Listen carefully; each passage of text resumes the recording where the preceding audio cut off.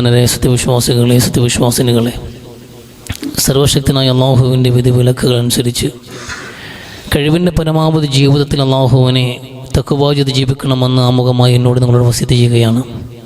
അള്ളാഹു സുബ്ഹാനഹു വ തആല മുത്തഖീങ്ങളോട് ജീവിച്ച് മുസ്ലിമായി മരിക്കാനുള്ള നല്ല തൗഫീഖ് നമുക്കെല്ലാവർക്കും നൽകി അനുഗ്രഹിക്കട്ടെ. പ്രിയമുള്ളവരെ, ആദരവായ റസൂൽ സല്ലല്ലാഹു അലൈഹി വസല്ലമയോടൊപ്പം മുആദ് ഇബ്നു ജബൽ റളിയല്ലാഹു തആല അൻഹു നടത്തിയ ഒരു യാത്രയും, ആ യാത്രയിൽ മുആദ് ഇബ്നു ജബൽ റളിയല്ലാഹു അൻഹുവിന് റസൂലുള്ളാഹി സ്വല്ലല്ലാഹു അലൈഹി വസല്ലമ തങ്ങൾ കൊടുക്കുന്ന വളരെ ജീവിതഗന്ധിയായ ഉപദേശത്തെക്കുറിച്ചും അദ്ദേഹം ഒരിക്കൽ പറയുന്നുണ്ട്. മുആദ് ഇബ്നു ജബൽ റളിയല്ലാഹു അൻഹു പറയുന്നുണ്ട്, ഒരിക്കൽ ഞാൻ അല്ലാഹുവിൻ്റെ റസൂൽ സ്വല്ലല്ലാഹു അലൈഹി വസല്ലമ തങ്ങളുടെ സഹയാത്രികനായി പ്രവാചകൻ്റെ വാഹനത്തിൻ്റെ പുറകിൽ ഇരുന്ന് സഞ്ചരിക്കുമ്പോൾ അല്ലാഹുവിൻ്റെ റസൂൽ സ്വല്ലല്ലാഹു അലൈഹി വസല്ലമ എന്നോട് പറയുന്നുണ്ട്, യാ ഗുലാം, മോനെ, ഞാൻ നിനക്ക് കുറച്ച് കാര്യങ്ങൾ പറഞ്ഞു തരാം. മുഅല്ലിമുക കലിമാത്തിൻ, ചില കാര്യങ്ങൾ ഞാൻ നിനക്ക് പറഞ്ഞു തരട്ടെയോ? നീ ഇത് പഠിച്ച് പാലിക്കുന്ന പക്ഷം നിനക്കത് വലിയ ഉപകാരം ചെയ്യുമെന്ന് പുണ്യ നബി സല്ലല്ലാഹു അലൈഹി വസല്ലമ. അതേ നബി, താങ്കൾ പറയണം, എന്നെ പഠിപ്പിച്ച് നൽകണമെന്ന് ഞാൻ പ്രവാചകനോട് പറയുകയും അല്ലാഹുവിൻ്റെ റസൂൽ സല്ലല്ലാഹു അലൈഹി വസല്ലമ തങ്ങൾ ചില കാര്യങ്ങൾ അക്കമുട്ടി നിരത്തിക്കൊണ്ട് എന്നെ ഉപദേശിക്കുകയും ചെയ്തു. ആ ഉപദേശം എങ്ങനെയായിരുന്നു? റസൂൽ പറഞ്ഞു, യഹ്ഫദില്ലാഹ, നീ അല്ലാഹുവിനെ സൂക്ഷിക്കണം. യഹ്ഫദക, അല്ലാഹു നിന്നെയും സൂക്ഷിക്കുന്നതാണ്. യഹ്ഫദില്ലാഹ തജിദുഹു തുജാഹക, അതോടൊപ്പം തന്നെ റസൂൽ രണ്ടാമത് പറഞ്ഞു, നീ അല്ലാഹുവിനെ സൂക്ഷിക്കണേ. നീ അല്ലാഹുവിനെ സൂക്ഷിച്ച് ജീവിക്കുന്ന പക്ഷം നിനക്ക് അല്ലാഹുവിനെ കണ്ടെത്താൻ കഴിയും. നിന്നോടൊപ്പം അല്ലാഹു ഉണ്ടാകുമെന്ന് പുണ്യ നബി സല്ലല്ലാഹു അലൈഹി വസല്ലമ. ഇദാ ശഅൽത ഫസ്അലില്ല, നീ ചോദിക്കുന്നുണ്ടെങ്കിൽ നീ അല്ലാഹുവിനോട് ചോദിക്കണം. വൈദസ്തഅൻത, നീ സഹായം തേടുകയാണെങ്കിൽ ഫസ്തഇൻ ബില്ലാ, അപ്പോഴും നീ അല്ലാഹുവിനോട് സഹായം ചോദിക്കണം. എന്നിട്ട് റസൂലുള്ളാഹി സ്വല്ലല്ലാഹു അലൈഹി വസല്ലമ തങ്ങൾ പറഞ്ഞു, യഅലം, നീ അറിയേണ്ട ഒരു കാര്യം എന്നുള്ളത്, ഇന്നൽ ഉമ്മത, ജനങ്ങൾ മുഴുവനും, ലൗജിത്തമഉ, അവരെല്ലാവരും സമ്മേളിക്കുകയാണ്, അലാ യൻഫഉക, നിനക്കൊരു ഉപകാരം ചെയ്യാൻ വേണ്ടിയിട്ട് ലോകത്തുള്ള മുഴുവൻ മനുഷ്യരും സമ്മേളിക്കുന്നു നിന്റെ വിഷയത്തിൽ. എല്ലാവർക്കും ഒരേ അഭിപ്രായം, നിനക്കൊരു ഉപകാരം ചെയ്യാൻ വേണ്ടി എല്ലാവരും ഒരുമിക്കുന്നുണ്ട് എങ്കിൽ ലൻ യൻഫഉക ഇല്ലാ മാ കതബല്ലാഹു ലക്, അല്ലാഹു നിനക്കത് നിർണയിച്ചിട്ടില്ല എങ്കിൽ, ആ ഉപകാരം അല്ലാഹു നിനക്ക് നിശ്ചയിച്ചിട്ടില്ല എങ്കിൽ തീർച്ചയായിട്ടും ലോകം മുഴുവൻ കൈകോർത്തു പിടിച്ചാലും നിനക്ക് ആ ഉപകാരം ചെയ്യാൻ അവരെ കൊണ്ടാവില്ല. ഇനി അവർ സമ്മേളിക്കുന്നത് അലാ യദുറുക, നിന്നെ ഉപദ്രവിക്കാനാണ്. ലോകത്തുള്ള മുഴുവൻ മനുഷ്യരും നിനക്കെതിരായി നിന്നിട്ട് നിന്നെ ദ്രോഹിക്കാൻ വേണ്ടി തീരുമാനിക്കുകയാണ്. എന്നാൽ അല്ലാഹു നിനക്ക് അങ്ങനൊരു പ്രയാസമുണ്ടാക്കാൻ പടച്ചവൻ തീരുമാനിച്ചിട്ടില്ല എങ്കിൽ ലോകത്തുള്ള മുഴുവൻ മനുഷ്യരും സമ്മേളിച്ചാലും നിന്നെ ദ്രോഹിക്കാൻ അവരെ കൊണ്ടാവില്ല എന്ന് പുണ്യ നബി സല്ലല്ലാഹു അലൈഹി വസല്ലമ. ശേഷം ഒന്നുകൂടി ചുവടെ ചേർത്ത് റസൂലുള്ളാഹി പറഞ്ഞു, റുഫിയത്തുൽ അക്ലാം വജഫസ്സുഫഹ് എന്ന്. പേന ഉയർത്തപ്പെട്ടിരിക്കുന്നു, മുആദേ, പേപ്പറുകൾ ഉണങ്ങിക്കഴിഞ്ഞിരിക്കുന്നു. ഇനി എന്താണ്? ലോകത്ത് അല്ലാഹു ഡിസൈൻ ചെയ്തതല്ലാതെ മറ്റും നടക്കാനില്ല എന്ന് പുണ്യ നബി സല്ലല്ലാഹു അലൈഹി വസല്ലം. അവസാനം പറഞ്ഞ വാചകം, അല്ലാഹുവിൻ്റെ ഖദർ പൂർത്തീകരിക്കപ്പെട്ടിട്ടുണ്ട്. പേന എഴുതിയ പേനകൾ ഉയർത്തിയിരിക്കുന്നു, പേപ്പറുകൾ ഉണങ്ങിയിരിക്കുന്നു. ഇനി തിരുത്തലില്ല. ഒരു മനുഷ്യൻ ജീവിച്ച് മരിക്കുന്നത് വരെയുള്ള എല്ലാ കാര്യങ്ങളും, അവൻ്റെ ജീവിതത്തിൻ്റെ ഓരോ സന്ദർഭങ്ങളും ഓരോ മുഹൂർത്തങ്ങളും അള്ളാഹുവിൻ്റെ സംവിധാനമാണ്. പടച്ചവൻ നേരത്തെ തീരുമാനിച്ചു ഉറപ്പിച്ചതാണ്. അതൊക്കെ ലിഖിതമാക്കപ്പെട്ടിരിക്കുന്നു. ഇനി തിരുത്തലുണ്ടാവില്ല. അതുകൊണ്ട് നിനക്കെന്തെങ്കിലും ഉപകാരം ഉണ്ടാകണമെങ്കിലും നിനക്കെന്തെങ്കിലും ഉപദ്രവം ഉണ്ടാകണമെങ്കിലും അത് പടച്ചവന്റെ തീർപ്പിലുണ്ട്, അള്ളാഹുവിന്റെ തീരുമാനത്തിലുണ്ട്. അതുകൊണ്ട് നിനക്ക് എന്തെങ്കിലും സഹായം ചോദിക്കാനുണ്ടെങ്കിൽ അള്ളാഹുവിനോട് ചോദിക്കുക. 4 കാര്യങ്ങൾ പ്രധാനമായിട്ട് റസൂലുള്ളാഹി സ്വല്ലല്ലാഹു അലൈഹി വസല്ലം മുആദിനോട് പറയുന്നത്. ഈ ഒന്നാമത് യഹ്ഫദില്ല യഹ്ഫദുക. ഈ 4 ഉപദേശങ്ങൾ നമ്മുടെ ജീവിതത്തിന്റെ സർവ്വ മേഖലയിലും സർവ്വ ഘട്ടത്തിലും വിശ്വാസികൾ നെഞ്ചിൽ കൊണ്ട് നടക്കേണ്ട ഉപദേശമാണ്. മുആദ് ഇബ്നു ജബലിനോട് വ്യക്തിപരമായി പറഞ്ഞതാണെങ്കിലും അത് ലോകത്തുള്ള ഓരോ മുസ്ലിം പൗരനോടുമുള്ള ഉപദേശമാണ്, ഓരോ മനുഷ്യരോടുമുള്ള ഉപദേശമാണ്. നമ്മളൊക്കെ ജീവിതത്തിന്റെ ഈ വഴിത്താരയിലൂടെ സഞ്ചരിക്കുമ്പോൾ നമുക്ക് ഒരുപാട് പ്രയാസങ്ങളുണ്ട്, പ്രതിസന്ധികളുണ്ട്, ഒരുപാട് ലക്ഷ്യങ്ങളുണ്ട്, ഒരുപാട് പരീക്ഷണങ്ങളിലൂടെ കടന്നു പോകുന്ന മനുഷ്യരാണ് നമ്മൾ. ആ നമ്മുടെ നെഞ്ചകത്ത് എപ്പോഴും കൊണ്ടു നടക്കേണ്ട പ്രധാനപ്പെട്ട ചില സന്ദേശങ്ങളാണ് അല്ലാഹു റസൂൽ സ്വല്ലല്ലാഹു അലൈഹി വസല്ലം പറഞ്ഞു വെക്കുന്നത്. നമ്മൾ യഹ്ഫദില്ല, ജീവിതത്തിന്റെ ഏത് ഘട്ടത്തിലും അല്ലാഹുവിനെ സൂക്ഷിക്കണം. യഹ്ഫദില്ല, ഈ യഹ്ഫദ് ഉദ്ദേശിക്കുന്നത് തഖ്വയാണ്. അല്ലാഹുവിനോട് തഖ്വ പുലർത്തുക. തീർച്ചയായും അള്ളാഹു നിങ്ങളെ സൂക്ഷിക്കുന്നതാണ് എന്ന്. രണ്ട് സൂക്ഷ്മതയ്ക്കും വ്യത്യാസമുണ്ട്. അള്ളാഹുവിന്റെ വിഷയത്തിൽ നമ്മൾ പുലർത്തേണ്ട സൂക്ഷ്മത, പടച്ചവന്റെ വിഷയത്തിൽ പുലർത്തേണ്ട കടമകൾ കൃത്യമായി പാലിക്കുക. അള്ളാഹുവിന്റെ കൽപ്പനകളെ ജീവിതത്തിൽ പകർത്തുക. അള്ളാഹു എന്തൊക്കെ പാലിക്കാൻ പറഞ്ഞു അതെല്ലാം ജീവിതത്തിൽ പാലിക്കുക. അരുത് എന്ന് പടച്ചവൻ എന്തൊക്കെ പറഞ്ഞു അതെല്ലാം ചെയ്യാതിരിക്കാനുള്ള ജാഗ്രത പുലർത്തുക. അതിന്റെ പേര് ഹിഫ്ള്. അള്ളാഹുവിന്റെ വിഷയത്തിൽ ഒരു മനുഷ്യൻ പുലർത്തുന്ന സൂക്ഷ്മത എന്ന് പറഞ്ഞാൽ അത് ഹയാന്റെ രൂപത്തിൽ റസൂൽ പറയുന്നു, അള്ളാഹുവിനോട് നിങ്ങൾ പൂർണ്ണമായ യഥാർത്ഥ വിധത്തിലുള്ള ലജ്ജ പാലിക്കണേ എന്ന് പുണ്യ നബി സല്ലല്ലാഹു അലൈഹി വസല്ലമ. ആ ലജ്ജ എങ്ങനെയാണ്? അള്ളാഹുവിന് അനിഷ്ടമായ കാര്യങ്ങൾ നിങ്ങൾ പ്രവർത്തിക്കാതിരിക്കലാണ്. നിങ്ങൾ കണ്ണുകൊണ്ട് നോക്കാതിരിക്കുക. അള്ളാഹുവിന് അനിഷ്ടമായ കാര്യങ്ങൾ നിങ്ങളുടെ കാതുകൊണ്ട് കേൾക്കാതിരിക്കുക. അള്ളാഹുവിന് അപ്രിയമായ കാര്യങ്ങൾ നിങ്ങൾ കൈകൊണ്ട് പ്രവർത്തിക്കാതിരിക്കുക. ഇത് നിങ്ങളുടെ ബത്തിനോട്, നിങ്ങളുടെ വയറിനോട് ലജ്ജയുണ്ട്, നിങ്ങളുടെ കൈകൾക്ക് ലജ്ജയുണ്ട്, നിങ്ങളുടെ കണ്ണുകൾക്ക് ലജ്ജയുണ്ട്, നിങ്ങളുടെ കാതുകൾക്ക് ലജ്ജയുണ്ട്. കാരണം അള്ളാഹ് കാണുന്നുണ്ട് എന്ന് ബോധ്യത്തോടുകൂടി സർവ്വ തിന്മയിൽ നിന്നും മനുഷ്യർ മാറി നിൽക്കുക, നന്മയോട് അടുത്ത് നിൽക്കുക. ഇത് അള്ളാഹുവിനോട് പുലർത്തുന്ന സൂക്ഷ്മതയാണ്. അത്തരത്തിലൊരു മനുഷ്യൻ അള്ളാഹുവിന് തഖ്വ ചെയ്യുന്നുണ്ട് എങ്കിൽ, അള്ളാഹുവിനെ സൂക്ഷിക്കുന്നുണ്ടെങ്കിൽ അവന്റെ കാര്യങ്ങൾ അള്ളാഹു സൂക്ഷിക്കും. ഇന്ന് ലോഹർ വേണ്ട, ഇഹത്തിലും പരത്തിലും ഈ മനുഷ്യന് സംരക്ഷണം അള്ളാഹു ഏറ്റെടുക്കും. അവൻ അള്ളാഹുവിന്റെ ദിമ്മത്തിലായിരിക്കും. അള്ളാഹുവിന്റെ ദിമ്മത്തിലായിരിക്കും. അള്ളാഹു അവനെ പരിപൂർണമായി ഏറ്റെടുക്കുന്ന സാഹചര്യം ഉണ്ടാകും. നമ്മൾ റബ്ബിനെ സൂക്ഷിക്കുമ്പോൾ പരീക്ഷണം ഉണ്ടാകും മനുഷ്യരെ, പക്ഷെ അള്ളാഹു കൈവിടില്ല. ദുനിയാവിലും ആഖിറത്തിലും നമുക്ക് പരാജയം ഉണ്ടാവില്ല. അള്ളാഹു വിജയത്തിന്റെ തീരത്തേക്ക് നമ്മൾ കൊണ്ടെത്തിക്കും. അള്ളാഹുവിന്റെ വാക്കാണ്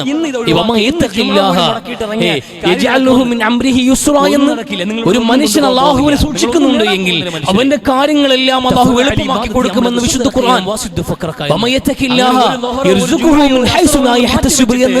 അള്ളാഹുവിനെ ആരെങ്കിലും തഖ്വ ചെയ്യുന്നുണ്ട് എങ്കിൽ തീർച്ചയായിട്ടും അള്ളാഹു സുബ്ഹാനഹു വ തആല അവൻ പോലും ചിന്തിക്കാത്തിടത്തൂടെ, അവന് കണക്കാക്കാൻ കഴിയാത്ത വഴിയിലൂടെ അള്ളാഹു അവന്റെ ജീവിതത്തിന്റെ പ്രതിസന്ധികളും പ്രശ്നങ്ങളും പരിഹരിക്കുകയും അവൻ റിസ്ക് ഒരുക്കി നൽകുകയും ചെയ്യുമെന്ന് ഓരോ ജീവനും വിശാലമാക്കി കൊടുക്കും.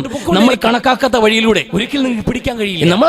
നമ്മൾ പോലും ചിന്തിക്കാത്ത വഴിയിലൂടെ നമ്മൾ യഥാപതി അള്ളാഹു തഖ്വ ചെയ്യുന്നുണ്ട് എങ്കിൽ അള്ളാഹു നമ്മൾ സഹായിച്ചുകൊണ്ടേയിരിക്കും.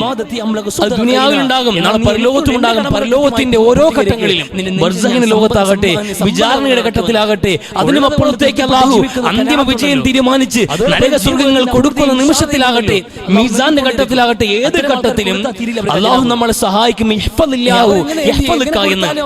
നീ അള്ളാഹുവിനെ സൂക്ഷിച്ചാൽ അള്ളാഹു നിന്നെ സൂക്ഷിക്കും അവസാനം വരെ. ആ ഹിഫ്ള് എവിടെ എത്തി നിൽക്കും? നാളെ പരലോകത്ത് വരെ എത്തി നിൽക്കും.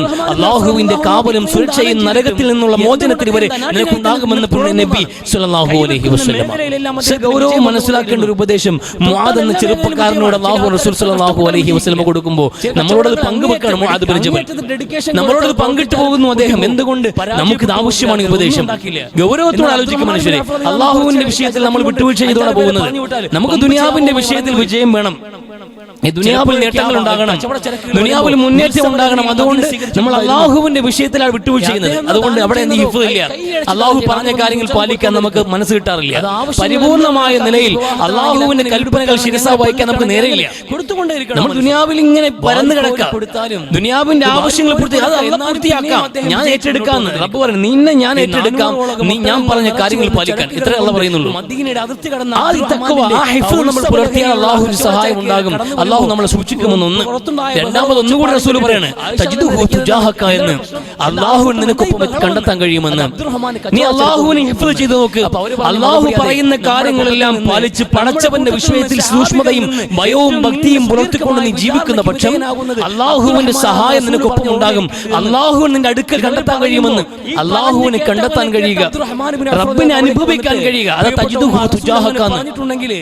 റബ്ബിന്റെ സാന്നിധ്യം നിനക്ക് അനുഭവിക്കാൻ കഴിയും. നിനക്കൊപ്പം അള്ളാഹു മൂന്നാമനായി രണ്ടാമനായി നമ്മുടെ കൂട്ടുകാരനായി അള്ളാഹു നമുക്കൊപ്പം ഉള്ളതായി അനുഭവിക്കാൻ ഒരു മനുഷ്യന് കഴിയും. അള്ളാഹുവിനെ സൂക്ഷിക്കുന്ന പക്ഷം ആ ഹിഫ്ള് ഉണ്ടാകണം. ആ ഹിഫ്ള് അടുത്ത ഘട്ടത്തിലേക്കാണ്. ജീവിതത്തിൽ നമ്മൾ പ്രവർത്തിക്കുന്ന പ്രവൃത്തികളെല്ലാം അകത്തേക്ക് ഊളിയിട്ടിറങ്ങുന്ന ഒരു ഖുശൂഇലേക്ക് കാര്യം സൂചിപ്പിക്കുന്നു. നമ്മൾ നമസ്കരിക്കുന്നുണ്ട്, നമ്മൾ യാന്ത്രികമായി നമസ്കാരം ശീലമാക്കിയ ആൾക്കാരെ സംബന്ധിച്ച് നമസ്കാരത്തിന് വേണ്ടിയിട്ട് ഓടി വന്നിട്ട് കാക്ക കൊത്തും പോലെയോ കോഴി കൊത്തുന്നത് പോലെ 2 കൊത്തു കൊത്തിയിട്ടെങ്കിലും ഓടി ഇറങ്ങി ആ ഒരു പോക്ക് നമ്മൾ പൊയ്ക്കൊണ്ടിരിക്കുകയാണ്. കാരണം നമുക്ക് ഒരുപാട് ചെയ്തു തീർക്കാനുണ്ട്. നമ്മുടെ പ്രശ്നങ്ങൾ, സങ്കീർണമായ പ്രശ്നങ്ങൾ ഒരുപാട് പുറത്തു കിടക്കുന്നുണ്ട്. അതിനിടയിലും ജീവിതത്തിന്റെ ശീലമായതുകൊണ്ട് ഇനിയെങ്ങാനും പരലോകമുണ്ടെങ്കിൽ, പടച്ചവന്റെ മുമ്പിൽ ചെന്ന് നിൽക്കേണ്ട സാഹചര്യം ഉണ്ടെങ്കിൽ നമസ്കരിച്ചില്ല എന്ന പേരിൽ പിടിച്ചു വെക്കേണ്ടെന്ന് കണക്കാക്കിയിട്ട് ഓടി വന്നിട്ട് ഒരു പ്രകടനമായി കാഴ്ചവെച്ച് ഇറങ്ങി ഓടാണ്. അനുഭവിക്കാൻ കഴിയുന്നില്ല നമസ്കാരം. നമുക്ക് അനുഭവിക്കാൻ കഴിയുന്നില്ല അതിന് ലദ്ദത്ത്, അതിനൊരു മാധുര്യമുണ്ട് നമസ്കാരത്തിന്.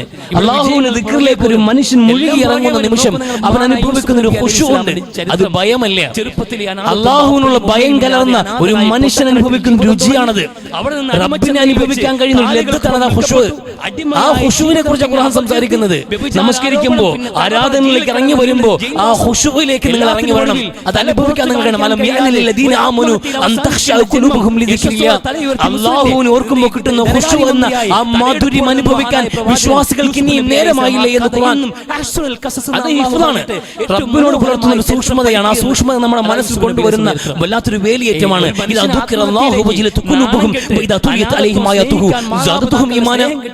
അല്ലാഹ് എന്ന് പറയുമ്പോൾ തന്നെ ഹൃദയത്തിന് ഒരു പിടച്ചുണ്ടാക്കുന്ന ഒരു മാനസികാവസ്ഥ ഉണ്ടല്ലോ. അല്ലാഹ് എന്ന് പറയുമ്പോൾ പോലും നമ്മുടെ ഹൃദയത്തിന് ഒരു തുടിപ്പുണ്ടാക്കുന്ന ഒരു അവസ്ഥ. അല്ലാഹുവിന്റെ ദൃഷ്ടാന്തങ്ങൾ പറയുമ്പോൾ വിശുദ്ധ ഖുർആന്റെ വാചകങ്ങൾ, അതിന്റെ ആശയങ്ങൾ, ലിഖിതവും അലിഖിതവുമായ അല്ലാഹുവിന്റെ അത്ഭുതപരമായ പ്രതിഭാസങ്ങളെ കുറിച്ചുള്ള ചർച്ചകൾ വരുമ്പോൾ അപ്പോഴേക്ക് വിശ്വാസം വർദ്ധിച്ചുകൊണ്ടിരിക്കുന്ന, അതിന് വേലിയേറ്റമുണ്ടാകുന്ന ഒരു അവസ്ഥയുണ്ട് മനുഷ്യ മനസ്സുകളിൽ. അതാണ് യഥാർത്ഥ മുഅ്മിൻ. ഇന്നമൽ മുഅ്മിനൂന അല്ലദീന ഇദാ ദുഖറല്ലാഹു വജലത് ഖുലൂബുഹും വഇദാ തുലിയത് അലൈഹിം ആയാതുഹു സഅദതുഹും ഈമാനാ. സൂറത്ത് അൻഫാൽ അല്ലാഹു തുടക്കത്തിൽ പറഞ്ഞ കാര്യമാണ്. യഥാർത്ഥ മുഅ്മിനീങ്ങളെ കുറിച്ച് പറഞ്ഞപ്പോൾ പറഞ്ഞ കാര്യമാണിത്. റബ്ബിനെ യഥാപതി ഭയക്കുന്ന മനുഷ്യർ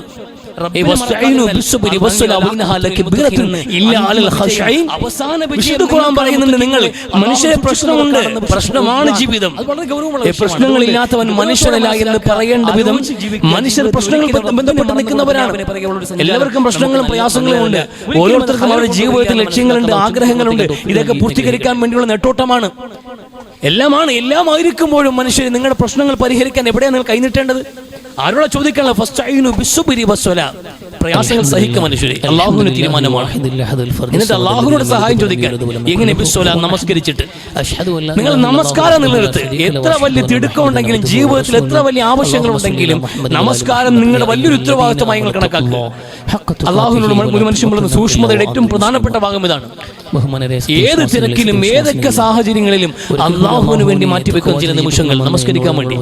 അതും ഈ കാക്ക കൊത്തുന്ന പോലുള്ള പരിപാടിയില്ല, അത് അനുഭവിക്കണം മനുഷ്യരെ. നിങ്ങൾ മുസ്ലിമായി മരിക്കാനും അതാ ഖുർആൻ പറയും. നിങ്ങൾക്ക് പ്രശ്നങ്ങൾ ഉണ്ടാകും, പ്രയാസങ്ങളുണ്ടാകും, നിങ്ങൾ എപ്പോഴും എല്ലാ ദിവസവും ഉണ്ടാവും. അപ്പൊ എല്ലാ ദിവസവും നമസ്കരിക്കാൻ വേണ്ടി നിങ്ങൾ കൃത്യമായ സമയം കിട്ടുന്ന ആ നമസ്കാരങ്ങൾ അനുഭവിക്കണം. നമ്മുടെ യഥാർത്ഥ ഖുശൂ അനുഭവിക്കുന്നവർക്കല്ലാതെ നമസ്കാരം പ്രയാസമാണ്, അത് വലിയ ഭാരമാണ് എന്ന് ഖുർആൻ. യഥാർത്ഥമായ അല്ലാഹുവിനോട് ഭയഭക്തി പുലർത്തുന്ന ഒരു മനുഷ്യൻ, അവന് നമസ്കാരം എളുപ്പമാവും. ഇല്ലാത്തവരെ സംബന്ധിച്ച് നമസ്കാരം ഒരു ബാധ്യതയാണ്.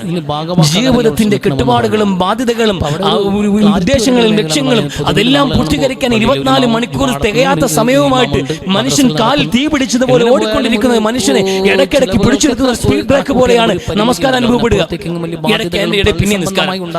പിന്നെ നിസ്കാരം ഈ നിസ്കാരം ശീലമാക്കി പോയത് കൊണ്ട് അവൻ എന്ന് ഓടി വന്ന് കാണിച്ചു പോവാണ്. എന്നാൽ തിരിഞ്ഞു പോലും നോക്കാൻ നടക്കുന്ന മനുഷ്യരുണ്ട്. എത്രയോ ബാങ്കുകൾ കേട്ടിട്ട് നമസ്കാരത്തിന് മറുപടി കൊടുക്കാതെ യഥേഷ്ടം ജീവിതമായി മുന്നോട്ട് പോകുന്ന മനുഷ്യരുമുണ്ട്. അവർക്കാർക്കും, രണ്ടു കൂട്ടർക്കും ഇല്ലാതെ പോയതൊന്നാണ് ഖുശൂഅാണ്. ആ ഖുശൂഅിനെ വ്യാഖ്യാനിച്ചുകൊണ്ട് ഖുർആൻ സംസാരിച്ചെന്നറിയുമോ?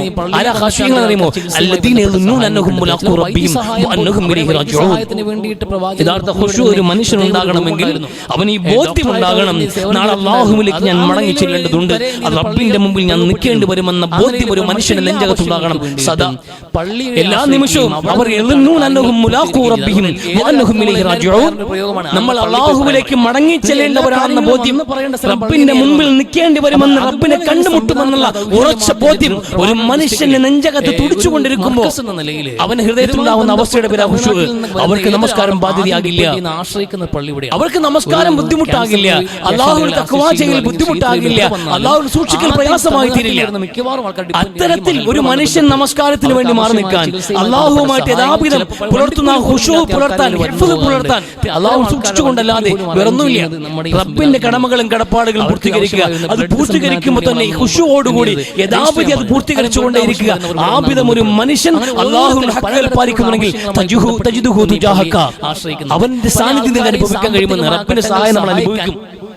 അത് നമുക്ക് കഴിയും. എത്രയോ സംഭവമുണ്ട്, എത്രയോ സംഭവമുണ്ട്. എത്രയോ നമ്മളെ മുമ്പിൽ തന്നെ അല്ലാഹു റസൂൽ സ്വല്ലല്ലാഹു അലൈഹി വസല്ലം തങ്ങളുടെ ഇബ്രാഹിം നബി അലൈഹിസ്സലാമിന്റെ, നൂഹ് നബി അലൈഹിസ്സലാമിന്റെ, അതോടൊപ്പം തന്നെ യൂനുസ് ബിൻ മത്താ അലൈഹിസ്സലാത്തു വസ്സലാമിന്റെ ഒട്ടനവധി സംഭവങ്ങൾ. എല്ലാത്തിനും ഉപരിയായി നോക്കൂ നിങ്ങൾ സൂറത്തുൽ കഹ്ഫിൽ ഒരു സംഭവം കാണാൻ കഴിയും. മഹാനായ പ്രവാചകൻ മൂസ നബി അലൈഹിസ്സലാമും ഖിദ്ർ നബി അലൈഹിസ്സലാമും നടത്തിയ ഒരു സുപ്രസിദ്ധമായ ഒരു യാത്ര, എല്ലാവർക്കും അറിയാവുന്ന ഒരു യാത്രയാണ്. ലോകത്തെ ഏറ്റവും വലിയ അറിവുള്ളവൻ ഞാനാണെന്ന് മറുപടി പറഞ്ഞു പോയ ആ നിമിഷത്തിൽ അല്ലാഹു സുബ്ഹാനഹു വ തആല മൂസ നബി അലൈഹി ഇസ്ലാമിനോട് താങ്കൾക്കറിയാത്ത മേഖലകളെ മറയുന്ന ചില ആൾക്കാർ ഈ ഭൂമിയിലുണ്ട് എന്ന് പറഞ്ഞു കൊടുക്കുകയും ആ അറിവുള്ളവനെ തേടി മൂസ നബി അലൈഹി ഇസ്ലാം നടത്തുന്ന യാത്ര, ബഹ്റൈനിൽ ചെന്ന് അവസാനം ഖിദ്ർ അലൈഹി ഇസ്ലാമിനെ കണ്ടുമുട്ടി അവിടെ അവർ ഒരുമിച്ച് നടത്തുന്ന യാത്ര ഒരു സഹായമാണ്. അവർ രണ്ടുപേരും ഒരുമിച്ച് മുന്നോട്ട് പോകുമ്പോൾ 3 സംഭവങ്ങൾക്ക് അവിടെ സാക്ഷിയാകുന്നുണ്ട്. വിശുദ്ധ ഖുർആൻ വളരെ മനോഹരമായി വിവരിക്കുന്നുണ്ട്. 3 സംഭവങ്ങൾ. അതിൽ 3ാമത്തെ സംഭവം എന്നുള്ളത് ഈ രണ്ടുപേരും കൂടി പിന്നെ സുദീർഘമായ യാത്ര കടന്നു ചെല്ലുന്നത് ഒരു ഗ്രാമപ്രദേശത്താണ്, ഒരു നാട്ടിൽ, ഒരു പുതിയ നാട്ടിലേക്ക് അവർ കടന്നു ചെല്ലുന്നു. അതുവരെ നടത്തിയ യാത്രയിൽ അങ്ങേയറ്റം അവർ ക്ഷീണിതരാണ്. കൈവശമുണ്ടായിരുന്ന ഭക്ഷണങ്ങൾ അവർ നഷ്ടപ്പെട്ടിരിക്കുന്നു. ഇനി ഭക്ഷണങ്ങൾ കയ്യിലില്ല, കഴിച്ചതെല്ലാം കഴിഞ്ഞിട്ടുണ്ട്, ഇനി ഭക്ഷണമില്ല. അവർക്ക് ആവശ്യമായത് ഭക്ഷണവും വിശ്രമിക്കാനുള്ള സൗകര്യവുമാണ്. പുതിയ നാട്ടിലേക്ക് അവർ കടന്നു ചെല്ലുമ്പോൾ ആ നാട്ടുകാരോട് പറഞ്ഞു, ഞങ്ങൾ വിദേശികളാണ്, നമ്മൾ യാത്ര ചെയ്ത് വന്നവരാണ്, അതുകൊണ്ട് നമ്മൾ ക്ഷീണിതരാണ്, നമുക്ക് കഴിക്കാൻ ഭക്ഷണത്തിന്റെ ആവശ്യമുണ്ട്, വിശ്രമിക്കാൻ സ്ഥലത്തിന്റെ ആവശ്യമുണ്ട്, അതുകൊണ്ട് നിങ്ങൾ അതിഥികളായി ഞങ്ങളെ സ്വീകരിച്ചുകൊണ്ട് നമുക്ക് ഭക്ഷണവും വിശ്രമ സൗകര്യവും ഒരുക്കണമെന്ന് അവർ ആവശ്യപ്പെട്ടു. ആ നാട്ടുകാർ അവർ നിരാകരിച്ചു. മനസ്സിലാക്കുക, അതിഥികളായി സ്വീകരിക്കാൻ തയ്യാറല്ല എന്ന് ആ നാട്ടുകാർ മുഴുവൻ അവരുടെ മുഖത്തടിച്ചണക്ക് പറഞ്ഞു. ആ നാട്ടുകാരോട് വല്ലാത്ത ഈർഷ്യ തോന്നിപ്പോയി മഹാനായ പ്രവാചകൻ മൂസ നബി അലൈഹി ഇസ്ലാമിനോട്. 2 ആൾക്കാർ വന്നിട്ട് അവർ നിസ്സഹായത വ്യക്തമാക്കിയിട്ട് അവർ വൈദേശികരാണെന്ന് പറഞ്ഞിട്ട് അല്പം ഒരു ഭക്ഷണവും അല്പസമയത്തേക്ക് വിശ്രമിക്കാനുള്ള സൗകര്യവും ചോദിക്കുമ്പോൾ സ്വീകരിക്കാൻ പോലും തയ്യാറാകാത്തൊരു നാട്ടുകാർ എത്ര മോശം നാട്ടുകാരാണെന്ന് അദ്ദേഹം ആലോചിച്ചുപോയി. ആ സമയത്ത് മഹാനായ ഖിദ്ർ നബി അലൈഹി ഇസ്ലാം നോക്കുമ്പോൾ ആ നാട്ടിലെ ഒരു ഭാഗത്ത് ഉയർന്നു നിൽക്കുന്ന വലിയൊരു കൂറ്റൻ മതിൽ കാണുന്നുണ്ട്. അത് അടിസ്ഥാനമൊക്കെ ഇളകി ഏകദേശം അത് താഴെ വീഴാറായിട്ടുണ്ട് എന്ന് അദ്ദേഹത്തിന് മനസ്സിലായി. അധികം ആയുസില്ല, ഈ മതിൽ ഇവിടെ തകർന്നു വീഴും. വലിയൊരു കൂറ്റൻ മതിൽ തന്നെയാണ്. അത് വീഴുന്ന പക്ഷം ആ നാട്ടിലെ ജനങ്ങളെ കൂടി അത് ബാധിക്കും. ജനങ്ങൾ ചിലരുടെയെങ്കിലും അപകടമുണ്ടാക്കാനോ ചിലരെങ്കിലും മരണത്തിന് വരെ കാരണമായേക്കാവുന്ന ഒരു കൂറ്റൻ മതിൽ തകർച്ചയുടെ വക്കിൽ നിൽക്കുന്ന സാഹചര്യമാണ് മൂസ നബി അലൈഹി ഇസ്ലാം, ഖിദ്ർ അലൈഹി ഇസ്ലാം ഇത് കാണുന്നത്. ഖിദ്ർ അലൈഹി ഇസ്ലാം ഉടനെ തന്നെ മൂസ നബിയോട് പറഞ്ഞു, നമുക്കിത് നേരെയാക്കണം, ഇത് വലിയ വിപത്താണ്, ഇത് തകർന്നു വീഴും, ഇത് തകർന്നു വീഴാൻ സാധ്യതയുണ്ട്, അതുകൊണ്ട് ഇത് നേരെയാക്കണമെന്ന്. ഒരു നാട്ടിൽ പോയിട്ട് അവർക്ക് കഴിക്കാൻ ഭക്ഷണമില്ല, വിശ്രമിക്കാൻ സൗകര്യമില്ല, അവരോട് ഒരു തരത്തിൽ പോലും കടപ്പാടോ നന്ദിയോ കാണിക്കാത്തൊരു സമൂഹം അവർക്ക് ഭീഷണിയായി നിന്ന് ആ മതിൽക്കെട്ടിനെ ഉയർത്തി നന്നായി നിർത്താൻ വേണ്ടിയിട്ട് ഖിദ്ർ അലൈഹി ഇസ്ലാം മുന്നോട്ട് വരുമ്പോൾ മൂസ നബി അലൈഹി ഇസ്ലാം പറഞ്ഞ വാചകമുണ്ട്, വല്ല കാര്യമുണ്ട് നിങ്ങൾക്ക്, വല്ല കാര്യമുണ്ട് ഈ നാട്ടുകാർ ഇങ്ങനെയുള്ള മനുഷ്യരെ രക്ഷിക്കാൻ വേണ്ടിയിട്ട് ഈ ഒരു ഇടപെടലിന്റെ ആവശ്യം നിങ്ങൾ കൊണ്ടുവന്നു. അത് പറഞ്ഞ് നീ എന്നോട് ചോദിക്കരുത് എന്ന്. നമ്മൾ ആദ്യമേ ഒരു ഡിമാൻഡ് ഉണ്ട് വരികയിൽ, നമുക്കിടയിൽ ചോദ്യങ്ങളില്ല, ഞാൻ ചെയ്യുന്നത് ഒപ്പം ചെയ്യുക. അതല്ലാതെ മൂസ നബി അലൈഹി ഇസ്ലാമാണ് ഖിദ്ർ അലൈഹി ഇസ്ലാം ആദ്യമേ പറയുന്നുണ്ട്, നമുക്കിടയിൽ ചോദ്യങ്ങളില്ല, ഞാൻ എന്ത് ചെയ്താലും എനിക്ക് എന്റേതായ ചില ശരികളുണ്ടാകും, അതുകൊണ്ട് നിങ്ങളുടെ നോട്ടത്തിൽ തെറ്റായിരിക്കാം, അതുകൊണ്ട് എന്നോട് ചോദിക്കാൻ പാടില്ല എന്ന്. ഈ ചോദ്യം ആവർത്തിക്കുന്നതോടുകൂടിയാണ് അവർക്കിടയിൽ നമുക്കിവിടെ പിരിയാം, ഞാനും നീയും ചേരില്ല മൂസ എന്ന് പറയുന്നത്. ഈ സന്ദർഭത്തിലാണ് അവസാനം അദ്ദേഹം ആ മതിൽ പൂർത്തീകരിച്ചു. ആ മതിലിന്റെ പണി പൂർത്തീകരിച്ചിട്ട് ഈ 3 സംഭവങ്ങളും വിശദീകരിച്ചു. എന്തുകൊണ്ട് ഞാൻ മതിലിന്റെ പണി ചെയ്തു? അത് ആ മതിൽക്കെട്ടുകൾ എന്നുള്ളത്, ആ മതിൽക്കെട്ടുകൾ 2 കുട്ടികളുടെ യതീമായ 2 മക്കൾക്കുള്ളതാണ്. യതീമായ 2 മക്കൾക്കുള്ളതാണ് ആ മതിൽക്കെട്ടിനകത്തുള്ള വസ്തു എന്നുള്ളത്. വകാന തഹ്തഹു കൻസുൽ ലഹുമാ വകാന അബൂഹുമാ സോലിഹാ എന്ന്. ആ മതിൽക്കെട്ടിനകത്ത് കുഴിച്ചിടപ്പെട്ട നിധിശേഖരമുണ്ടായിരുന്നു. പഴയ കാലത്ത് ജീവിച്ചിരുന്ന ഒരു ഉപ്പാപ്പ തന്റെ പേരമക്കൾക്ക് ഉപകാരപ്പെടണമെന്ന് ആഗ്രഹിച്ചുകൊണ്ട് അയാൾക്കുണ്ടായ സമ്പാദ്യങ്ങൾ മുഴുവനും ഒരു നിധിശേഖരമാക്കി മാറ്റിയിട്ട് ആ മണ്ണിനടിയിൽ ആ മതിലിന്റെ ചോട്ടിൽ കുഴിച്ചിട്ടിട്ടുണ്ട്.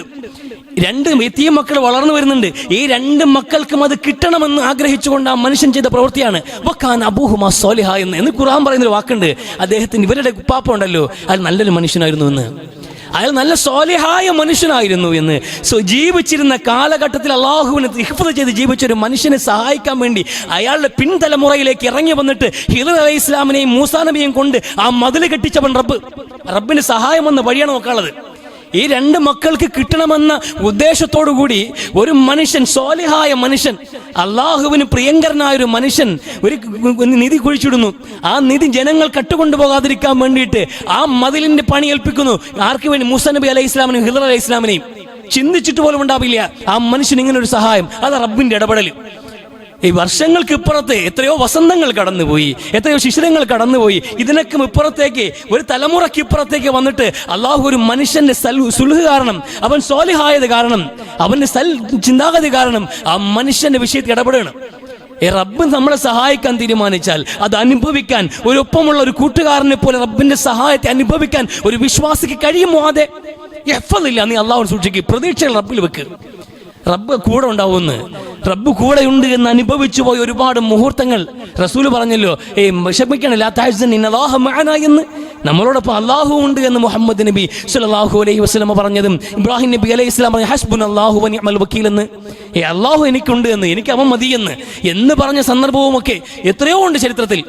റബ്ബിന്റെ സഹായം അനുഭവിക്കാൻ, എന്നും റബ്ബിന്റെ സഹായം അനുഭവിക്കുന്ന എത്രയോ മനുഷ്യരുണ്ട്. നമുക്കതിൽ പ്രതീക്ഷ നഷ്ടപ്പെട്ടിരിക്കുന്നു. അതാ മനസ്സിലാവാത്തത്. നമുക്കതിൽ പ്രതീക്ഷ, നമ്മുടെ കായിക മികവുകളിലും, നമ്മുടെ സമ്പാദ്യത്തിലും, നമ്മുടെ മക്കളുടെ വിദ്യാഭ്യാസത്തിലും, അവരുടെ ഉയർച്ചയിലും അതാണ് നമുക്ക് വിജയം കൊണ്ടുവരുന്നത്. അത് നമുക്ക് നേട്ടമുണ്ടാക്കുമെന്ന് നമ്മൾ വിശ്വസിക്കുന്നു.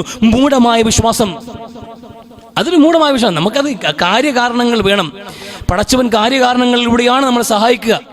ചിലപ്പോൾ ആ കണക്കുകൾക്ക് അപ്പുറത്ത് നിന്നുകൊണ്ട് അല്ലാഹുവിന്റെ ഇടപെടലും സഹായം ഉണ്ടാവും.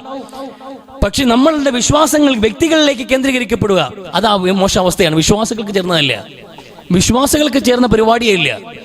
വിശ്വാസികൾക്ക് എപ്പോഴും എൻ്റെ റബ്ബ് എന്നെ സഹായിക്കും എന്ന പ്രതീക്ഷ ഉണ്ടാകണം. ആ വിധത്തിലുള്ള ഇടപെടലുണ്ടാകണം. റബ്ബിനെ മാറ്റിവെക്കാൻ പാടില്ല, റബ്ബിനോടുള്ള കടമകൾ മാറ്റിവെക്കാൻ പാടില്ല, റബ്ബിന്റെ അതിർവരമ്പുകളെയും ധിക്കരിക്കാൻ പാടില്ല, ഒരിക്കലും പാടില്ല. അരുത് എന്ന് പറഞ്ഞൊരു മേഖലയിലേക്ക് ഒരു മനുഷ്യൻ ഭൗതികമായി എന്ത് നേട്ടത്തിന് വേണ്ടിയാണെങ്കിലും കടന്നു കയറാൻ പാടില്ല. അത് അള്ളാഹുവിന്റെ മഹാരിമാണ്, അള്ളാഹുവിന്റെ മഹാരിമുകളാണ്. അതിന്റെ അതിർത്തികൾ ലംഘിക്കാൻ പാടില്ല. എന്ത് നേട്ടത്തിന് വേണ്ടിയാണെങ്കിലും അള്ളാഹു കൽപ്പിച്ച കാര്യങ്ങൾ അത് നിരാകരിച്ചുകൊണ്ട്, അള്ളാഹു ആവശ്യപ്പെട്ട ബാധ്യതകൾ അത് നിരാകരിച്ചുകൊണ്ട് ദൈനംദിന ജീവിതത്തിൽ പോലും ഒരു മുന്നേറ്റം പാടില്ല. ഇന്ന് ലോഹർ വേണ്ട, ഇന്ന് കസ്റ്റമർ കൂടുതലാ, ഇന്ന് തിരക്ക് കൂടുതലാ, ഇന്ന് കച്ചവടം കൂടുതലാ, ഇത് മാർക്കറ്റ് ദിവസമാണതുകൊണ്ട് ഇന്ന് ലോഹർ വേണ്ട എന്ന് നിങ്ങൾ തീരുമാനിക്കുന്നുണ്ടെങ്കിൽ ആ മാർക്കറ്റ് കൊണ്ട് നിങ്ങൾക്ക് രക്ഷപ്പെടാമെന്ന് നിങ്ങൾ കണക്കാക്കുമെങ്കിൽ വ്യാമോഹമാണ് മനുഷ്യരെ. അത് വ്യാമോഹമാണ്. പലപ്പോഴും അങ്ങനെ കണക്കാക്കുന്നത് ചില ആൾക്കാർ അങ്ങനെ കണക്കാക്കുന്നത്. ഇന്ന് നമുക്ക് ഇന്ന് നമ്മുടെ മാർക്കറ്റ് ദിവസം, അല്ലെങ്കിൽ ഇന്ന് കച്ചവട ദിവസം, ഇന്ന് ലാഭം കിട്ടുന്ന ദിവസമാണ്, ഇന്ന് ഇത് ഒഴിവാക്കിയ, ഇന്ന് ജുമാ കൂടി മുടക്കിയിട്ട് ഇറങ്ങിയ കാര്യം നടക്കുമെന്ന്. ഒന്നും നടക്കില്ല. നിങ്ങൾ ഇവിടെ ഒന്നും കൊണ്ടുപോകാൻ പോകുന്നില്ല, നിങ്ങളൊന്നും നേടാൻ പോകുന്നില്ല മനുഷ്യരെ. അങ്ങനെ ഒരു ലോഹറോ ഒരു ജുമായോ ഒരു അസറോ നിങ്ങൾ മാറ്റിവെച്ചിട്ട് അള്ളാഹുവിനുള്ള കടമകൾ മാറ്റിവെച്ച് ദുനിയാവ് പിടിക്കാൻ വേണ്ടി നിങ്ങൾ ഇറങ്ങിയാൽ നിങ്ങൾ പൊക്കൊണ്ടേയിരിക്കും, നിങ്ങൾ മുന്നോട്ട് പൊക്കൊണ്ടേയിരിക്കും. പക്ഷെ നിങ്ങൾ എത്തിപ്പിടിക്കില്ല. നിഴലിന്റെ പിറകെ സഞ്ചരിക്കുന്ന മനുഷ്യനെ പോലെ ഒരു നിഴൽ പിടിക്കാൻ വേണ്ടി നടക്കുന്ന മനുഷ്യനെ പോലെ നിങ്ങൾ ഓരോ ചുവട്ടടിയും വെച്ച് മുന്നോട്ട് പൊക്കൊണ്ടേയിരിക്കും. ഒരിക്കലും നിങ്ങൾക്ക് പിടിക്കാൻ കഴിയില്ല. അതുകൊണ്ട് ദുനിയാവിൽ ഒരിക്കലും നിങ്ങൾക്ക് ധന്യത ഉണ്ടാവില്ല, നിറയില്ല, നിങ്ങളുടെ ആവശ്യങ്ങൾ പൂർത്തീകരിക്കപ്പെടില്ല. എന്നാൽ എന്നാൽ നീ എനിക്കുള്ള എൻ്റെ കടമകൾ കൃത്യമായി പൂർത്തീകരിക്ക്, നിന്റെ നെഞ്ചിൽ ഞാൻ സമ്പന്നത കൊണ്ട് നിറയ്ക്കുമെന്ന്. ഉള്ളത് കൊണ്ട് തൃപ്തിപ്പെട്ട് ജീവിക്കുന്ന കനാത്തുണ്ടല്ലോ, അതോടൊപ്പം ജീവിതത്തിന്റെ അപൂർത്തിയും വിശാലതയും ഉണ്ടല്ലോ, അള്ളാഹു നൽകിക്കൊണ്ടേയിരിക്കും. അത്തരം ആൾക്കാർ കൊടുത്താൽ തീരില്ല അവർ ഖജനാവ്. എങ്ങനെ കൊടുത്താലും അവർ ഖജനാവ് വിശാലമായിക്കൊണ്ടേയിരിക്കും. ശഹാബത്തിന്റെ ചരിത്രം നമുക്കറിയാവുന്നതാണല്ലോ. അബ്ദുറഹ്മാൻ ബിൻ ഔഫിന്റെയും ഉസ്മാൻ റളിയല്ലാഹു അൻഹുവിന്റെയും ചരിത്രം. അബ്ദുറഹ്മാൻ ബിൻ ഔഫ് റളിയല്ലാഹു അൻഹു ഇത്രയും ദാനം ചെയ്തിട്ടും എന്തുകൊണ്ട് അദ്ദേഹം ധനാഢ്യനായി തന്നെ തുടർന്നു എന്നാണ്. കൈവെക്കുന്ന മേഖലയിലെല്ലാം അദ്ദേഹത്തിന് വിജയം വന്നുകൊണ്ടേയിരുന്നു. തൊട്ടാൽ എല്ലാ മേഖലയിലും വിജയമാണ്. ചില ആൾക്കാർ എത്ര കഷ്ടപ്പെട്ടാലും വിജയിക്കില്ല. ചില കച്ചവടങ്ങൾ അങ്ങേയറ്റത്തിൽ ഡെഡിക്കേഷൻ കൊടുത്ത് പ്രവർത്തിച്ചാലും പൊട്ടിപ്പോകും, പരാജയപ്പെട്ടു പോകും. ചില ആൾക്കാർ ഒന്നും ഉണ്ടാക്കിയില്ല. എന്നാൽ അബ്ദുറഹ്മാൻ ബിൻ ഔഫ് റളിയല്ലാഹു അൻഹു കുറച്ച് ചരക്കും കൊണ്ട് 5-6 പേരെ പറഞ്ഞു വിട്ടാൽ വമ്പിച്ച ലാഭവുമായി മടങ്ങി വരും. ചിലപ്പോഴൊക്കെ ആ കച്ചവട ചരക്കുകൾ വരുമ്പോൾ ഉത്സവലഹരിയിൽ മദീന സ്വീകരിച്ചിട്ടുണ്ടായിരുന്നു. അദ്ദേഹം എന്നാ ദാനം ചെയ്യുന്നതോ കൈയഴച്ച് ദാനം ചെയ്യണം. ആര് വന്ന് ചോദിച്ചാലും കൊടുത്തുകൊണ്ടിരിക്കും. അത് ആവശ്യങ്ങൾ എന്താ കണക്കാക്കിയിട്ട് വിവാഹത്തിനാണെങ്കിൽ അങ്ങനെ, വീട് വെക്കാനാണെങ്കിൽ അങ്ങനെ, പള്ളിക്കാണെങ്കിൽ അങ്ങനെ കൊടുത്തുകൊണ്ടേയിരിക്കണം മനുഷ്യൻ. വാരിക്കോരി കൊടുത്താലും വാരിക്കോരി കൊടുക്കുക, എന്നാലും പിന്നെയും അദ്ദേഹം വിജയിച്ച് മുന്നോട്ട് വന്നുകൊണ്ടിരിക്കും. 400ഓളം ഒട്ടകങ്ങൾ നിറച്ചു വരുന്ന ചരക്കുകളും കൊണ്ട് മദീനയുടെ അതിർത്തി കടന്ന അബ്ദുറഹ്മാനിന്റെ ഉത്സവ ലഹരിയിലുള്ള ആ കച്ചവട ചരക്ക് കടന്നു വരുമ്പോൾ പുറത്തുണ്ടായ ബഹളവും ഒച്ചപ്പാടും കേട്ടിട്ട് ആയിഷ തന്നെ തിരക്കിയത് എന്താണ്? എന്താ ഇവിടെ പ്രശ്നം? എന്താ ആൾക്കൂട്ടം? എന്താ ഈ ബഹളമെന്ന്? അത് അബ്ദുറഹ്മാൻ കച്ചവട ചരക്ക് വന്നിരിക്കുന്നുവെന്ന്. അപ്പൊ അവര് പറഞ്ഞ മറുപടി, അതെ, നമ്മുടെ കൂട്ടത്തിൽ നിന്ന് ശഹാബികളിൽ നിന്ന് ഏറ്റവും നീണ്ട സുദീർഘമായ വിചാരണയ്ക്ക് വിധേയനാകുന്നത് അബ്ദുറഹ്മാനാണെന്ന് റസൂൽ പറഞ്ഞ ഓർമ്മ എനിക്കുണ്ട് എന്ന്. ഇതവർ പറയുമ്പോൾ ഈ പറഞ്ഞ് കേട്ട അബ്ദുറഹ്മാൻ ഇബ്നു ഔഫ് റളിയല്ലാഹു അൻഹു അവിടേക്ക് വന്നിട്ട്, പ്രിയപ്പെട്ട ഉമ്മ, റസൂൽ അങ്ങനെ പറഞ്ഞിട്ടുണ്ടെങ്കിൽ ഞാൻ ഏറ്റവും നന്നായി എത്രയും പെട്ടെന്ന് കണക്ക് കൊടുത്ത് കയറാനേ ഞാൻ ശ്രമിക്കാറുള്ളത് കൊണ്ട് ഇന്ന് വന്ന ചരക്കുകൾ മുഴുവൻ ഞാൻ ദാനമാക്കാണ്. 400 ഒട്ടകങ്ങളും അതിന് ചരക്കുകളും പരിപൂർണമായിട്ട് അദ്ദേഹം ദാനം ചെയ്തു. എന്നിട്ടും അദ്ദേഹം സമ്പന്നനായിരുന്നു. എന്നിട്ടും സമ്പന്നനായ മനുഷ്യന്മാർ ജീവിച്ചത്. അതാണ് അള്ളാഹു കൊടുക്കാൻ തീരുമാനിച്ചാൽ അളവറ്റ നിലയിൽ റബ്ബ് കൊടുത്തുകൊണ്ടിരിക്കും. ആ ഖജനാവ് പറ്റില്ല. ഇനി നിങ്ങൾ ഈ ദുനിയാവ് നിങ്ങൾ അള്ളാഹുവിനെ ധിക്കരിച്ചിട്ട് പിടിക്കാൻ ഇറങ്ങിയാൽ നിങ്ങൾ അവസാനം വരെയും ഓടിക്കൊണ്ടേയിരിക്കും. അവസാനം ഒരു പിടി മണ്ണുരുട്ടി നിങ്ങളുടെ വായിൽ വെക്കുന്നത് വരെയും നിങ്ങൾ ദുനിയാവ് തിന്നാൻ വേണ്ടി ഓടും. ഒരു ഉരുള മണ്ണാണ് നിങ്ങൾക്ക് ആവശ്യമായതെന്ന് നിങ്ങൾ തിരിച്ചറിയുമ്പോൾ കാര്യങ്ങൾ വൈകിയിരിക്കും. അതാ നിങ്ങൾ ഈ അവസ്ഥ ഇതാണ്. ഖബറിലേക്ക് കൊണ്ടുവെക്കുന്നത് വരെയും മനുഷ്യന്റെ കിടമത്സരം അവസാനിക്കില്ല എന്ന് ഖുർആൻ. അർത്ഥവത്തായ ആശയം എത്ര ഗംഭീരമായി അള്ളാഹു സംസാരിക്കുന്നു. ചിന്തിക്ക് മനുഷ്യരെ, കണ്ണ് തുറന്ന് ആലോചിക്കുക. കാര്യങ്ങൾ എല്ലാം വളരെ ഗൗരവത്തോടെ ചിന്തിക്ക്. റബ്ബിനെ മറന്നിട്ട് ആരും ഇവിടെ ഉണ്ടാക്കാൻ പോകുന്നില്ല. റബ്ബിനോടുള്ള കടമകൾ പൂർത്തീകരിക്കുക. ദുനിയാവ് പുറകെ പോരും. ഇവിടെ വിജയങ്ങൾ പുറകെ പോരും. എല്ലാം പുറകെ വരും. നോക്കൂ, നിങ്ങൾ മഹാനായ യൂസുഫ് നബി അലൈഹി ഇസ്ലാമിന്റെ ചരിത്രം. ചെറുപ്പത്തിലെ അനാഥത്വം, വാപ്പയും ഉമ്മയും ഇല്ലാതെ അനാഥനായി പൊട്ടക്കിണറ്റിൽ ജീവിതം തുടങ്ങി. അവിടെ നിന്ന് അടിമച്ചന്തയിൽ വെച്ച് കാലുകൾക്കൊപ്പം വിൽക്കപ്പെട്ടു. അടിമയായ ജീവിതം, പിന്നെ അപകീർത്തി, വ്യഭിചാരാരോപണം, പിന്നെ തടവറ, ജയിലിൽ കിടന്ന നീണ്ട ജയിൽവാസം. എല്ലാത്തിനും ഒടുവിൽ തല പുറത്തു കാണിക്കാൻ കഴിയാതെ ഒരു ആത്മഹത്യയിൽ അവസാനിക്കേണ്ട ജന്മം. യശസ്സോടെ തലയുയർത്തി മിസ്രിന്റെ ധനകാര്യമന്ത്രിയായി തലയെടുപ്പോടെ നിന്ന് മഹാനായ പ്രവാചകൻ യൂസുഫ് നബി അലൈഹി സ്വലാം. ആ കഥ ഇന്നും അഹ്സനുൽ ഖസസ് എന്ന് അള്ളാഹു പറഞ്ഞിട്ട് ഏറ്റവും മനോഹരമായ ചരിത്രം പഠിക്കുകയെന്ന്. അതാ യൂസുഫ് നബി അലൈഹി സ്വലാം ചരിത്രം. ഒരു മനുഷ്യന് ആത്മഹത്യയിലേക്ക് നാണം കെട്ട് അനാഥത്വം, സ്നേഹിക്കാൻ മാതാപിതാക്കളുടെ സ്നേഹം കിട്ടാതെ കൂടപ്പറപ്പുകൾ തല്ലി അവശനാക്കി പൊട്ടക്കിണറ്റിലേക്ക് വലിച്ചെറിഞ്ഞ് അടിമക്കമ്പോളത്തിൽ അടിമയായി വിൽക്കപ്പെട്ട് അടിമ ജീവിതം നയിച്ച അവസാനം യജമാനന്റെ പെണ്ണിനെ കയറിപ്പിടിച്ച മോശപ്പെട്ട അടിമ എന്ന പേരോടെ അപകീർത്തിയോടെ ജയിലിൽ കിടക്കേണ്ടി വന്നൊരു മനുഷ്യൻ തലതല്ലി ആത്മഹത്യയുണ്ട്. പക്ഷെ ചരിത്രം എങ്ങനെ വഴിമാറിയത്? റബ്ബിനോടുള്ള കടമകൾ പാലിച്ചുകൊണ്ട് ജീവിച്ച ആ മനുഷ്യനുണ്ടല്ലോ, അള്ളാഹുവിനെ സൂക്ഷിച്ചു എല്ലാ ഘട്ടത്തിലും. തലയെടുപ്പോടെ നിന്നില്ലല്ലോ ചരിത്രത്തിൽ. ഈ ബനു ഇസ്രായേലുകളുടെ ചരിത്രത്തിലെ ഏറ്റവും മനോഹരമായ ചരിത്രം അത് മിസ്രിന്റെ കാലഘട്ടത്തിലെ യൂസുഫ് നബി അലൈഹി ഇസ്ലാമിന്റെ അധികാരത്തിന്റെ കാലഘട്ടമാണ്. ആ കാലഘട്ടമാണ്. അത്ര വലിയ ഉയർച്ചയിലേക്ക് ആ മനുഷ്യനെ കൊണ്ടെത്തിച്ചില്ലേ? റബ്ബിനെ മറക്കാതിരുന്നാൽ മതി. റബ്ബിനെ മറക്കാതിരുന്നാൽ എന്ന് അന്തിമ വിജയം, അവസാന വിജയം നിങ്ങൾക്കാണ്, മുത്തഖീങ്ങളെ, അള്ളാഹുവിനെ സൂക്ഷിക്കുന്നവർക്കാണെന്ന് വിശുദ്ധ ഖുർആൻ. അത് വളരെ ഗൗരവമുള്ള വിഷയമാണ്. അതുകൊണ്ട് ഗൗരവത്തോടെ മനസ്സിലാക്കുക, ആലോചിച്ച് ജീവിക്കുക. ജീവിതത്തിൽ ഒരിക്കലും റബ്ബിനെ മറന്നുകൊണ്ട് ദുനിയാവിനെ പിറകെയുള്ളൊരു സഞ്ചാരം നമുക്ക് നല്ലതല്ല.